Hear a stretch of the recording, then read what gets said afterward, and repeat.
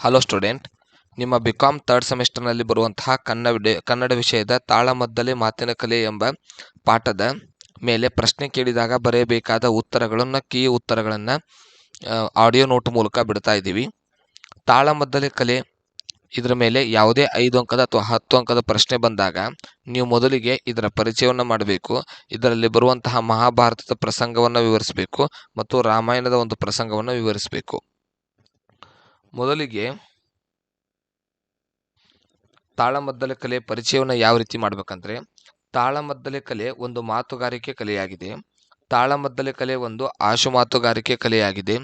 ತಾಳಮದ್ದಲೆ ಕಲೆಯ ಯಕ್ಷಗಾನಕ್ಕಿಂತ ಸ್ವಲ್ಪ ಭಿನ್ನವಾಗಿದೆ. ತಾಳಮದ್ದಲೆ ಕಲೆಯಲ್ಲಿ ರಂಗಸ್ಥಳವಿರುವುದಿಲ್ಲ. ತಾಳಮದ್ದಲೆ ಕಲೆಯಲ್ಲಿ ಅಭಿನಯವಿರುವುದಿಲ್ಲ. ತಾಳಮದ್ದಲೆ ಕಲೆಯ ಪಾತ್ರಧಾರಿಗಳು ವೇಷಭೂಷಣ ತೊಡುವುದಿಲ್ಲ. ತಾಳಮದ್ದಲೆ ಕಲೆಯ ಪಾತ್ರಧಾರಿಗಳು ಯಾವುದೇ ಹಾವಭಾವವನ್ನು ತೋರಿಸುವುದಿಲ್ಲ. ತಮ್ಮ ಒಂದು ನಿರ್ದಿಷ್ಟ ಸನ್ನಿವೇಶವನ್ನು ಆಯ್ಕೆ ಮಾಡಿಕೊಂಡು ತಮ್ಮ ಪಾಲಿಗೆ ಬಂದಂತಹ ಪಾತ್ರಗಳನ್ನು ವಿಶ್ಲೇಷಿಸುವುದು, ತಮಗೆ ತಿಳಿದ ರೀತಿಯಲ್ಲಿ ಅವುಗಳನ್ನು ಅರ್ಥ ಮಾಡಿಸುವುದೇ ಈ ತಾಳಮದ್ದಲೆ ಕಲೆ. ಈ ತಾಳಮದ್ದಲೆ ಕಲೆಯನ್ನು ಮಾತುಗಾರಿಕೆ ಕಲೆ ಎಂಬ ಹೆಸರಿಂದಲೂ ಕರೆಯುತ್ತಾರೆ. ಇದು ಉತ್ತರ ಕನ್ನಡ ಭಾಗದಲ್ಲಿ ಹೆಚ್ಚು ಪ್ರಚಲಿತವಾಗಿದ್ದು ಈಗ ನಶಿಸಿ ಹೋಗುತ್ತಿರುವ ಕಲೆಯಾಗಿದೆ. ತಾಳಮದ್ದಲೆ ಕುರಿತು ಲೇಖಕರು ನಮಗೆ ಪರಿಚಯಿಸಿದ್ದಾರೆ. ಇದರಲ್ಲಿ 2 ಉದಾಹರಣೆಗಳನ್ನು ನೀಡಿದ್ದಾರೆ. ಮೊದಲಿಗೆ ಮಹಾಭಾರತದ ಪ್ರಸಂಗ. ಇಲ್ಲಿ ಮಹಾಭಾರತದ ಪ್ರಸಂಗ ಏನೆಂದರೆ, ಕೃಷ್ಣ ಮತ್ತು ದುರ್ಯೋಧನ ಸಂಧಾನದ ಸಮಯದಲ್ಲಿ ಮಾತನಾಡುವ ಮಾತುಗಳು. ಇದನ್ನು ಕೃಷ್ಣನ ಪಾತ್ರವಾಗಿ ಪ್ರಭಾಕರ ಜೋಶಿ ಅವರು, ಇನ್ನು ದುರ್ಯೋಧನನ ಪಾತ್ರವಾಗಿ ಸುಬ್ಬಪ್ಪಯ್ಯ ಅವರು, ಉಡುವೆ ಕೋಡಿ ಸುಬ್ಬಪ್ಪಯ್ಯ ಅವರು ಪಾತ್ರವಹಿಸಿದ್ದಾರೆ. ಕೃಷ್ಣ ಪಾಂಡವರ ಪರವಾಗಿ ದುರ್ಯೋಧನನಿಗೆ ಸಂಧಾನಕ್ಕಾಗಿ ಬರುತ್ತಾನೆ.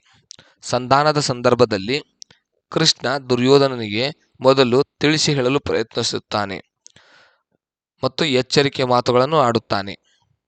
ಕೃಷ್ಣ ಹೇಳುತ್ತಾನೆ, ದುರ್ಯೋಧನ, ವೇದಗಳನ್ನು ರಚಿಸಿದ ಭೀಷ್ಮ ಪಿತಾಮಹರ ಮೊಮ್ಮಗನಾದ ನೀನು ಈ ರೀತಿ ಮಾಡುವುದು ಸರಿಯಲ್ಲ.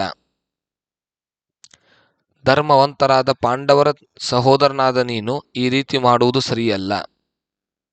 ಮಹಾಪರಾಕ್ರಮಿಯಾಗಿದ್ದು ನೀನು ಈ ರೀತಿ ಇರುವುದರ ಬದಲಾಗಿ ನಿನ್ನ ಕಾಯಕವನ್ನು ನೀನು ಅರ್ಥ ಮಾಡಿಕೋ ಎಂದು ಹೇಳುತ್ತಾನೆ.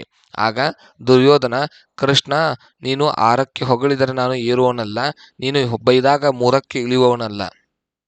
ನೀನು ಹೊಗಳಿದಾಗ 6ಕ್ಕೆ ಏರುವವನಲ್ಲ, ನೀನು ಬೈದಾಗ 3ಕ್ಕೆ ಇಳಿಯುವವನಲ್ಲ. ನನ್ನ ದಾರಿ ನನಗೆ ಗೊತ್ತಿದೆ. ಆಗ ಕೃಷ್ಣ, ನಿನ್ನ ದಾರಿ ಯಾವುದೋ ನಿನ್ನ ದಾರಿ ಎಂದು ಹೇಳುತ್ತಾನೆ. ಆಗ ದುರ್ಯೋಧನ, ನಾನು ಆಯ್ಕೆ ಮಾಡಿಕೊಂಡ ದಾರಿಯೇ ನನ್ನ ದಾರಿ. ಆವಾಗ ಕೃಷ್ಣ, ಹಠ ಸಾಧಿಸಿ ಸಾಯಬೇಡ, ಧರ್ಮರಾಯನನ್ನು ಸೇರಿಕೋ, ನಿನ್ನನ್ನು ಕೊಲ್ಲಿಸುವುದಿಲ್ಲ ಎಂದು ಹೇಳುತ್ತಾನೆ. ಆಗ ದುರ್ಯೋಧನ, ಕೃಷ್ಣ, ಇಲ್ಲಿರುವವರೆಲ್ಲರಿಗೂ ಗೊತ್ತು, ನನಗೂ ಗೊತ್ತು, ನೀನು ವಿಷ್ಣು ಪರಮಾತ್ಮನೆಂದು. ನೀನು ಭೂಮಿಗೆ ಅವತರಿಸಿರುವುದೇ ದುಷ್ಟರ ಸಂಹಾರ ಮಾಡಲೆಂದು. ಆದರೆ ಈ ಪಾಂಡವರಲ್ಲಿಯೂ ದುರ್ಪಣ ಎನ್ನುವ ದುಷ್ಟನಿದ್ದಾನೆ. ಅದೇ ರೀತಿ ಎಲ್ಲೆಲ್ಲಿಯೂ ದುಷ್ಟರ ಇದ್ದೇ ಇದ್ದಾರೆ. ಆ ಎಲ್ಲ ದುಷ್ಟರನ್ನು ನೀನು ಒಂದಿಲ್ಲ ಒಂದು ರೀತಿ ಸಂಹಾರ ಮಾಡೇ ತೀರುತ್ತೀಯ. ಅಂದ ಮೇಲೆ ಈ ಯುದ್ಧವನ್ನು ಬಿಡುವುದರಲ್ಲಿ ಅರ್ಥವಿಲ್ಲ. ನಿನ್ನ ಬಂದಿರುವ ಉದ್ದೇಶವೇ ದುಷ್ಟರನ್ನು ಸಂಹಾರ ಮಾಡಲು ಎಂದು ಹೇಳುತ್ತಾನೆ. ಇನ್ನು ರಾಮಾಯಣದ ಪ್ರಸಂಗ. ರಾಮಾಯಣದ ಯುದ್ಧ ನಡೆಯುವ ಮೊದಲು ರಾಮನ ಪರವಾಗಿ ಸುಗ್ರೀವನ ಮಗ ಅಂಗದ ರಾವಣನ ಅರಮನೆಗೆ ಬರುತ್ತಾನೆ. ರಾವಣನ ಪರವಾಗಿ ರಾವಣನ ಮಂತ್ರಿ ಪ್ರಸ್ಥನ ಮಾತನಾಡುತ್ತಾನೆ. ಅಂದರೆ ಇಲ್ಲಿ ನಡೆಯುತ್ತಿರುವಂತಹ ಸಂಭಾಷಣೆ ಅಂಗದ ಮತ್ತು ಪ್ರಸ್ಥನ ನಡುವೆ. ಅಂಗದ ಹೇಳುತ್ತಾನೆ, ಎಲ್ಲರೂ ನೋಡುತ್ತಾರೆ, ಕಣ್ಣಿನಿಂದ ನೋಡುವುದನ್ನು ಕಾಣುತ್ತೇವೆ, ಬರೀ ಕಾಣಬೇಡ, ದರ್ಶನ ಮಾಡು.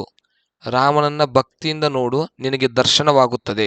ದರ್ಶನದಿಂದ ನಿನಗೆ ವಿಷ್ಣು ಪರಮಾತ್ಮನ ದರ್ಶನವಾಗುತ್ತದೆ ಎಂದು ಹೇಳುತ್ತಾನೆ. ಇದರಿಂದ ಕುಪಿತನಾದ ಪ್ರಸ್ಥನ ರಾವಣನ ಬಗ್ಗೆ ಹೀಗೆ ಹೇಳುತ್ತಾನೆ, 10 ತಲೆ 20 ಭುಜಗಳುಳ್ಳ ಪರಾಕ್ರಮಿ ನಮ್ಮ ರಾವಣ. ಜ್ಯೋತಿರ್ಮಯನೆಂದೇ ಪ್ರಸಿದ್ಧ, ಸಕಲ ಜೀವರಾಶಿಗಳಿಗೆ ಆಶ್ರಯದಾತ.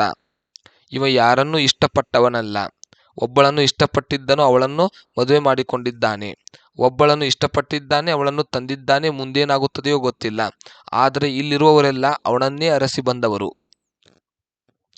ಇದಿಷ್ಟು ಹೇಳುತ್ತಾನೆ. ಇದಿಷ್ಟು ತಾಳಮದ್ದಲೆ ಕಲೆಯಲ್ಲಿ ಬರೆಯಲೇಬೇಕಾದ ಉತ್ತರದ ಕೀ ಉತ್ತರಗಳು.